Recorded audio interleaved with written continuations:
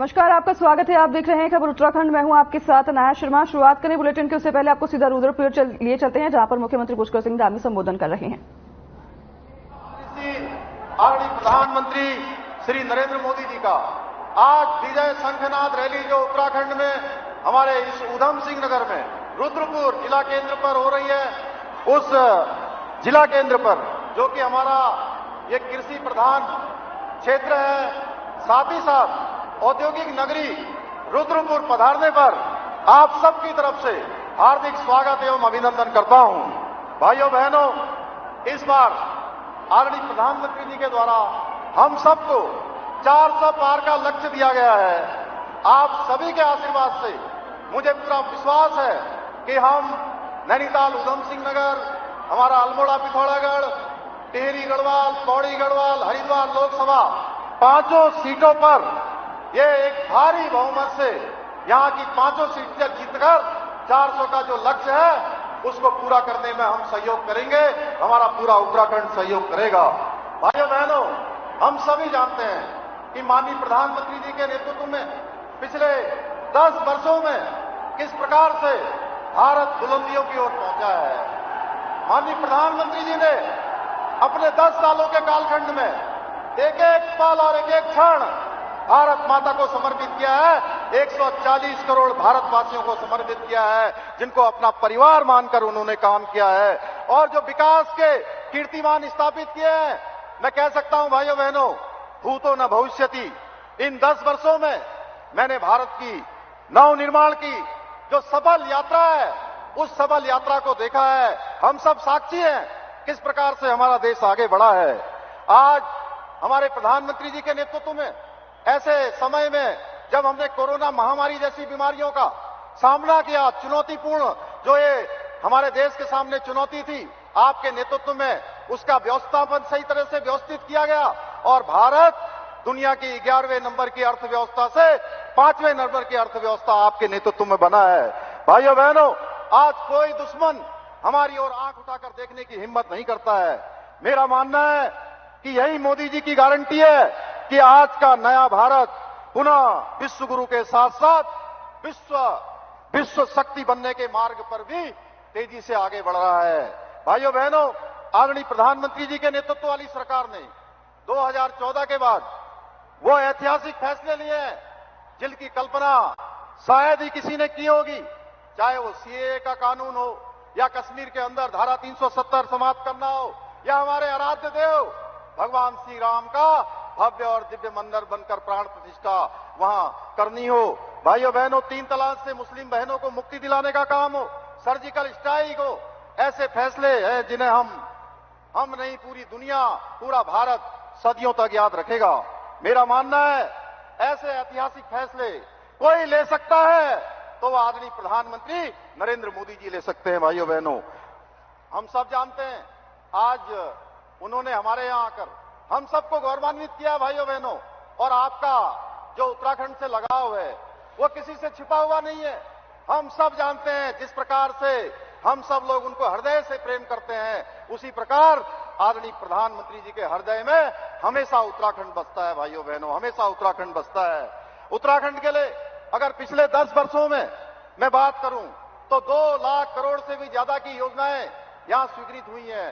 अनेक काम स्वीकृत हुए हैं जिन योजनाओं के बारे में हम सोचते भी नहीं थे, वो सारी योजनाएं हमको मिली हैं। भाइयों बहनों, उत्तराखंड तेजी से आज आगे बढ़ रहा है। आपके दिशा निर्देशन में, आपके मार्गदर्शन में हम तेजी से रात दिन काम कर रहे हैं। हमारी सरकार ने भी उत्तराखंड में अनेक ऐसे निर्णय लिए हैं जिन्हें पूर्व की सरकारों ने अपने स्वार्थ एवं तुष्टीकरण के कारण ठंडे वस्तुओं में डालने का काम किया था। भाइयों बहनों, विपक्षी दल विशेष रूप से कांग्रेस ने जनता को वर्षों तक केवल और केवल यहां लूटने का काम किया है। अपने समय में कोई काम नहीं किया है, केवल और केवल कारनामे किए हैं। प्रधानमंत्री जी के नेतृत्व में आज जहां भारत तेजी से आगे बढ़ रहा है, भारत चंद्रमा के।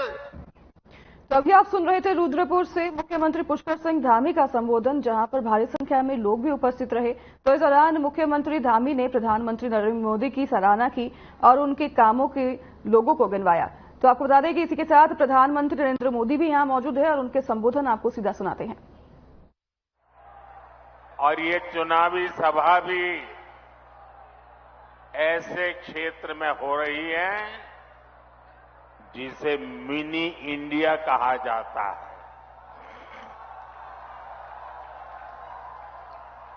और एक प्रकार से ये देवभूमि के भी आशीर्वाद है और मिनी इंडिया के भी आशीर्वाद है।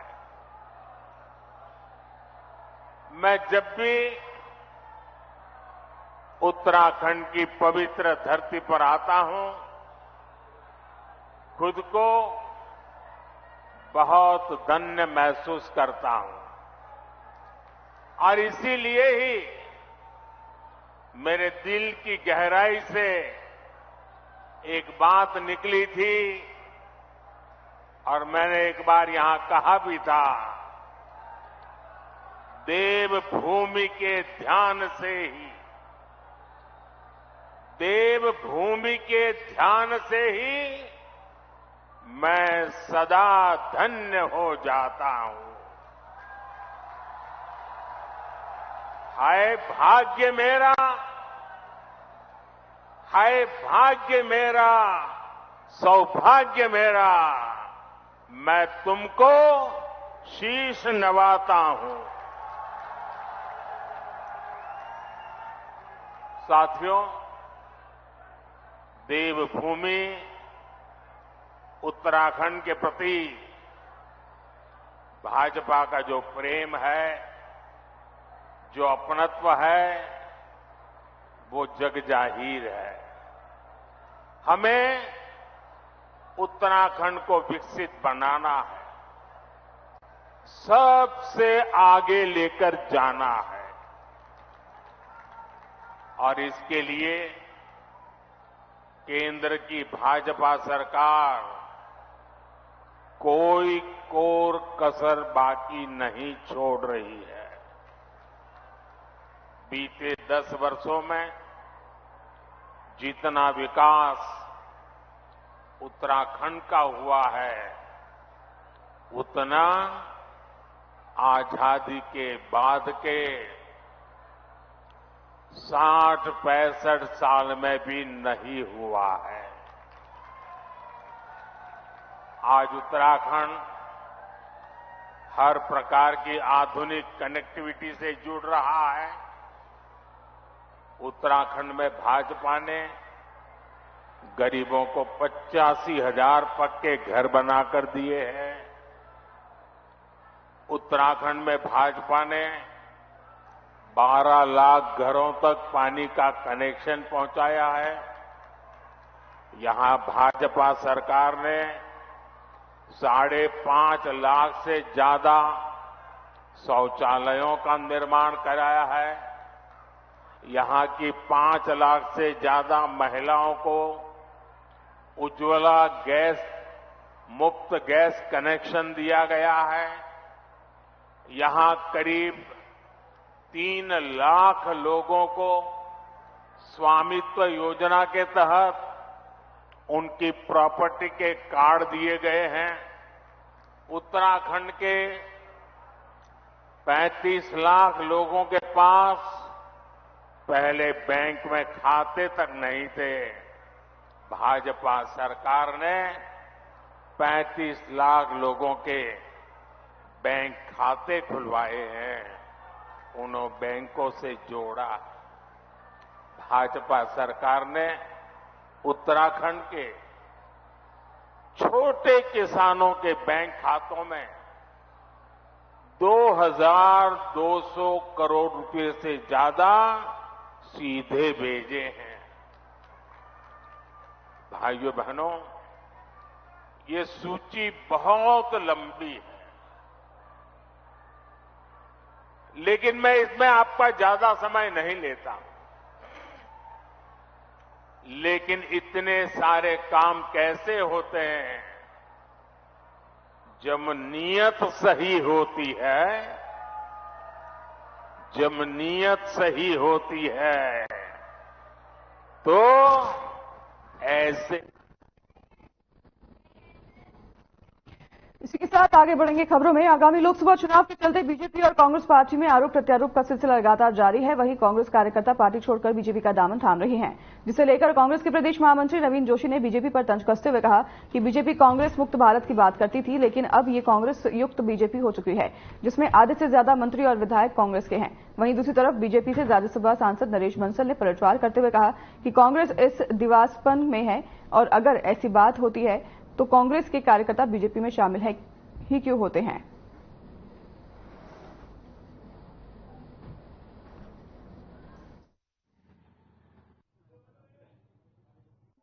वो इस दीवा स्वप्न में है।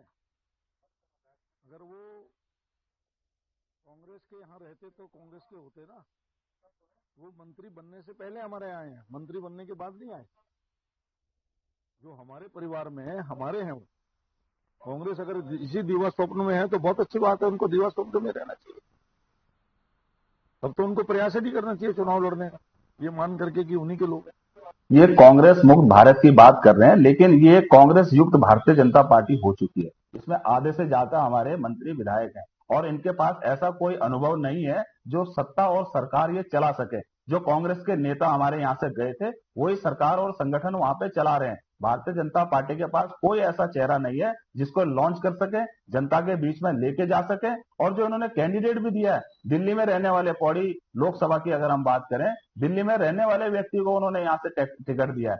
पैदा जरूर है, लेकिन यहाँ की समस्याओं से उनका कोई लेना देना नहीं, कोई सरोकार नहीं है।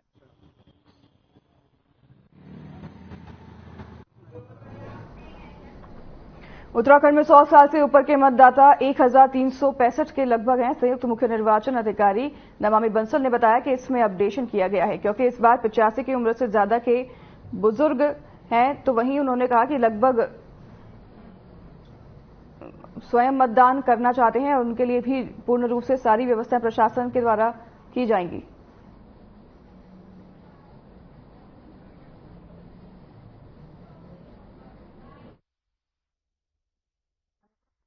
इसमें लगातार अपडेशन किया गया है और जो फाइनल समरी रिवीजन हुआ उसके बाद, क्योंकि जैसा हम जानते ही हैं कि इस बार 85 प्लस से अधिक को तो पोस्टल बैलेट की फैसिलिटी दी है माननीय भारत निर्वाचन आयोग ने। जो असेसमेंट किया गया है 100 से अधिक के लगभग 1365 हमारे मतदाता हैं और ये पोस्टल बैलेट के लिए भी एलिजिबल हैं। जो आना चाहते हैं मतदान केंद्र पर, स्वयं वोटिंग करना चाहते हैं, उनके लिए भी पूर्ण व्यवस्थाएं प्रशासन के द्वारा की जाएंगी।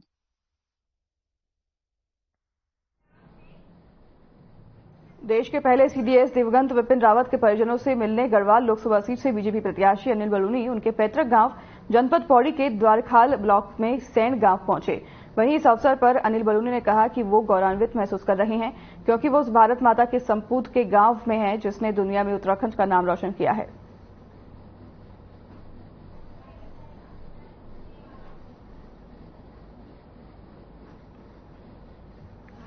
सीडीएस उत्तराखंड और पूरे देश के लिए गौरव जनरल विपिन रावत जी के घर आए, उनके गांव में आए और हम लोगों के लिए, सबके लिए बहुत भावुक क्षण है। यहाँ पर आके गौरवान्वित भी हैं और किस प्रकार से एक छोटे से गांव से निकल के देश में सबसे बड़े सेनापति बनना हम लोगों के लिए बहुत बड़ी, ये एक तीर्थ स्थल है हम लोगों के लिए।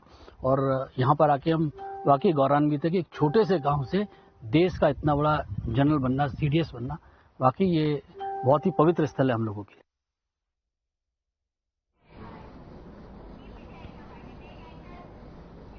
उत्तराखंड के पूर्व मुख्यमंत्री डॉक्टर रमेश पोखरियाल निशंक ने केंद्र और प्रदेश सरकार के कामों की सराहना की। आपको बता दें कि डॉक्टर निशंक ने कहा कि केंद्र सरकार साल में 3 गैस सिलेंडर फ्री दे रही है। इसके अलावा देश में आज लगभग 24 से ज्यादा अखिल भारतीय विज्ञान संस्थान और आईआईएम हैं। इस पर कांग्रेस के प्रदेश महामंत्री नवीन जोशी ने पलटवार करते हुए कहा कि डॉक्टर रमेश पोखरियाल निशंक को बीजेपी ने खुद ही साइड कर दिया है। आज वो केंद्र और प्रदेश सरकार की उपलब्धियां बता रही हैं। अगर बीजेपी में इतनी बड़ी उपलब्धियां होती तो डॉक्टर निशंक को इस बार टिकट क्यों नहीं दिया गया। जिनको भारतीय जनता पार्टी ने, जिनको खुद ही नकार दिया हो, जिनके शासनकाल में कोई काम नहीं हुआ, वो आज सरकार की उपलब्धि बता रहे हैं। अगर सरकार की कोई उपलब्धि होती, आपके समय की कोई उपलब्धि होती तो बीजेपी आपको टिकट देती ना। बीजेपी ने तो आपसे पल्ला झाड़ लिया।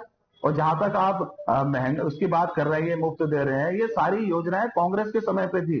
कांग्रेस के समय पे ये सारी योजनाएं आई है। आप बताइए भारतीय जनता पार्टी के समय पे कौन सी योजना आई? आपने सिर्फ देश को बेचने का काम किया है। चाहे एम्स की हम बात करें, IIM की बात करें, या किसी भी जो उद्यम की अगर हम बात करें, तो ये कांग्रेस के समय पे आई है। देहरादून से इस वक्त की बड़ी खबर सामने आ रही है, जहां पर प्रधानमंत्री नरेंद्र मोदी का रुद्रपुर दौरा रहा और उत्तराखंड में चुनाव प्रचार करने वो पहुंचे। तो यहां आपको बता दें कि पीएम मोदी ने विशाल जनसभा को संबोधित भी किया। इस दौरान बीजेपी प्रदेश अध्यक्ष महेंद्र भट्ट ने इस पूरी रैली की तैयारी की थी और 1 लाख से अधिक लोग जनसभा में शामिल हुए थे। देहरादून में प्रधानमंत्री नरेंद्र मोदी का रुद्रपुर दौरा रहा, वहां पर उन्होंने चुनाव प्रचार किया और लोगों से जनसंवाद किया। बड़ी खबर आपको बता रहे हैं इस वक्त की।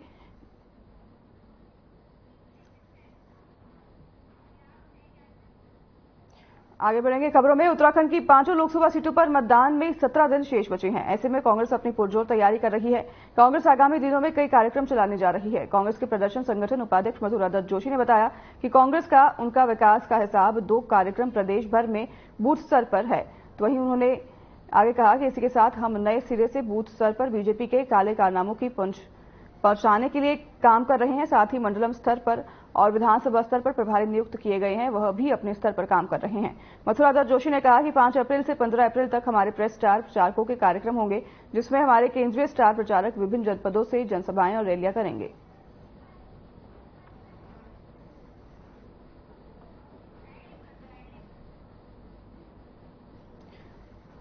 उत्तराखंड में चुनाव की तैयारियां तेज हो गई हैं। उसी बीच सभी पार्टी अपने अपने तैयारी को लेकर मैदान में उतरी है। तो वहीं पुरजोर तैयारी के साथ कांग्रेस भी अब मैदान में उतर चुकी है। कांग्रेस अपने स्टार प्रचारकों की सूची जारी कर चुकी है। 5 में से 15 अप्रैल तक वो कार्यक्रम करेंगे और लोगों से जाके मिलेंगे। तो इसी बीच आपको बता दें कि स्टार प्रचारक की सूची में शामिल है, वो भी इन कार्यक्रम में शामिल होंगे।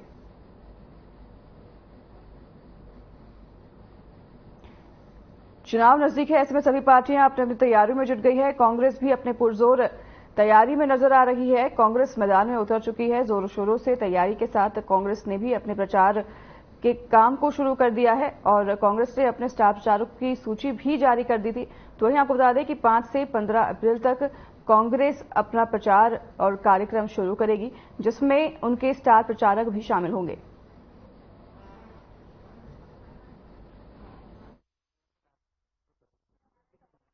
नुक्कड़ नाटक जी, कांग्रेस ने 5 अभी तो हमने मेरे विकास का हिसाब 2 कार्यक्रम पूरे प्रदेश में चल रहा है। बूथ स्तर पर वो कार्यक्रम चल रहा है। उसके बाद हम नए सिरे से हमारे बूथ स्तर पर जो भाजपा के काले कारनामे हैं उनको पहुंचाने का काम हम करेंगे। हमने मंडलम स्तर पर कार्यकर्ताओं को लगाया है, उनमें प्रभारियों की नियुक्ति की है। विधानसभा स्तर पर प्रभारियों की नियुक्ति की है, उसमें हम अपने स्तर से काम कर रहे हैं।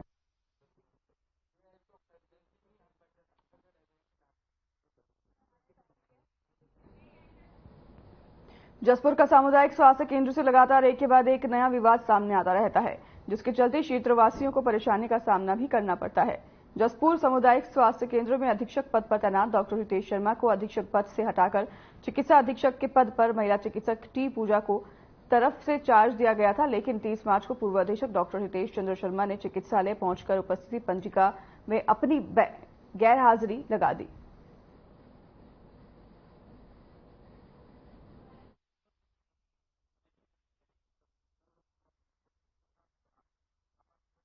सामुदायिक स्वास्थ्य केंद्र में तो क्योंकि अस्पताल है और मैं व्यवस्था देखने के लिए बीच बीच में आता रहता हूँ, लेकिन हमारे यहाँ से हितेश शर्मा इसके इंचार्ज थे, जिनको 28 फरवरी को एक तरफा सीएमओ ने रिलीव कर दिया था सल्ट के लिए।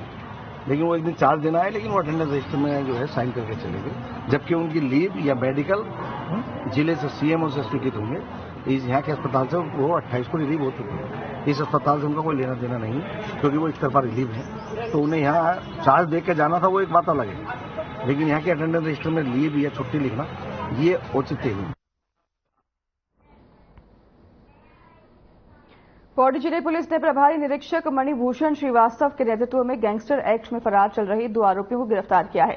जानकारी देते हुए वरिष्ठ पुलिस अधीक्षक लोकेश्वर सिंह ने बताया कि कोतवाली कोटद्वार पुलिस ने गैंगस्टर एक्ट में फरार चल रहे बंटी चंद्रा एवं साक्षी नाम के सक्रिय नशा तस्करों को कोटद्वार से गिरफ्तार किया है। बताया कि दोनों आरोपी लगातार कोटद्वार के आसपास के क्षेत्रों में नशा तस्करी में सक्रिय थे। ये लोग उत्तर प्रदेश बरेली से स्मैक को कम दामों पर लाकर युवाओं को ऊंचे दामों पर बेचने का काम करते थे और दोनों आरोपियों पर पहले भी एनडीपीएस एक्ट के मुकदमे दर्ज हैं।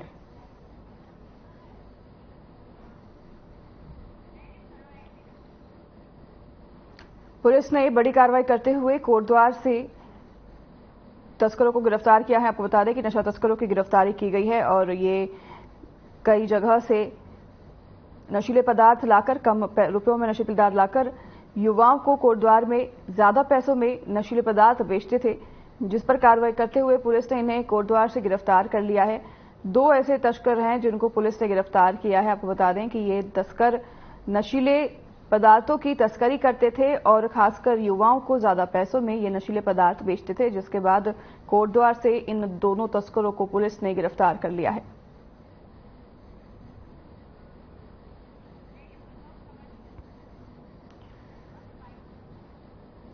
पौड़ी से आप तस्वीरें देख रहे हैं। पुलिस ने कार्रवाई करते हुए कोटद्वार से 2 नशे तस्करों को गिरफ्तार किया है। ये गांव से कम रुपयों में नशे के पदार्थ लेकर आते थे। नशीले पदार्थ लाने के बाद युवाओं में ज्यादा पैसों में उन नशीले पदार्थों को बेचा करते थे। अब इस पर कार्रवाई की है पुलिस ने और पुलिस को बड़ी सफलता भी हाथ लगी है। कोटद्वार से इन दोनों आरोपियों को पुलिस ने गिरफ्तार कर लिया है। नशे के तस्करों को गिरफ्तार कर लिया है, जिनकी तस्वीरें भी आप देख रहे हैं स्क्रीन पर। इन दोनों तस्करों को पुलिस ने गिरफ्तार कर लिया है। इनसे आगे की पूछताछ भी की जा रही है। युवाओं में खासकर ये नशीले पदार्थ बेचते थे और ज्यादा रुपयों में युवाओं को ये नशीले पदार्थ बेचते थे और काफी समय से फरार भी चल रहे थे, जिनके बाद पुलिस ने इनकी छानबीन की, पुलिस ने कार्रवाई की, जिसके बाद कोटद्वार से ये दोनों नशे तस्कर जो हैं गिरफ्तार किए गए हैं पुलिस के द्वारा। पुलिस की ये बड़ी सफलता और बड़ी कामयाबी, बड़ी कार्रवाई सामने आई है, जहां पर पुलिस ने कार्रवाई करते हुए 2 ऐसे तस्करों को गिरफ्तार किया है जो युवाओं में नशीले पदार्थ बेचते थे और ज्यादा रुपए में बेचते थे। कम रुपयों में कहीं से लाकर तस्करी कर नशीले पदार्थों की तस्करी युवाओं में करते थे और उनको नशीले पदार्थ बेचा करते थे, जिनके बाद पुलिस ने गिरफ्तार कर लिया है।